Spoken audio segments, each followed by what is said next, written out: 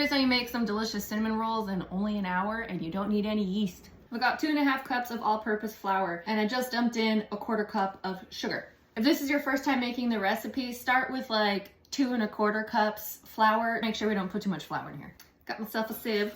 1.5 teaspoons baking powder, 1/2 teaspoon baking soda. Give a little shimmy, shimmy, shake, shake so we get rid of those. Oh yeah, and 1/2 teaspoon salt. A cup of buttermilk.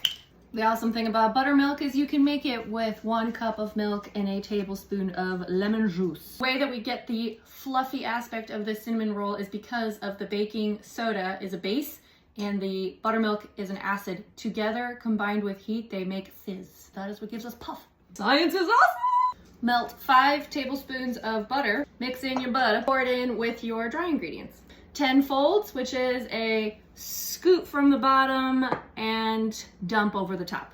Scoop from the bottom, fold over the top. Claudette, which is a scoop from the bottom, push 5 claudettes. There she is looking doughy. This dough should not be sticky. Mine is a tiny bit sticky, so I'm gonna add in a couple tablespoons of flour. 6 claudettes. She looks great. Full spronkelage of the old kitchen lube. You can pat it out into roughly the shape of 2 pieces of paper next to each other. Or you can roll it with a wine bottle.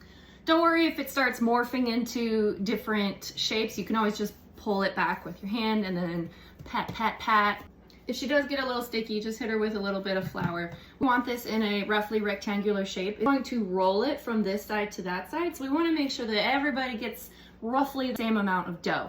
The thinner this dough, the more spirals you're going to get. Take another 2 tablespoons and melt them. I'm still a Bob Ross fan, so we're going to take a paintbrush and paint the entire space.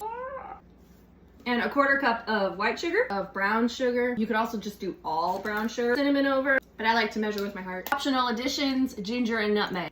A pizza roller, you can pre-slice the strips like this. Roll them up as tight as you can, but if you screw up, don't worry, it's gonna taste great. Grease your pan. If you don't have a pizza cutter or doing it that way is not your jam, go ahead and roll up the entire thing. If for any reason it sticks, that's okay. Take a spatula and just kind of gently press it up, but it shouldn't stick. You can cut it with a knife, but I recommend greasing the knife first. You pull your knife back rather than smush it down. It's real easy. I've spread them out a little bit so that when they bake, they can expand a little. Any leftover butter, I'm just going to paint the top into the oven until golden brown. And now the moment we've all been waiting for. Ooh, to drown happily.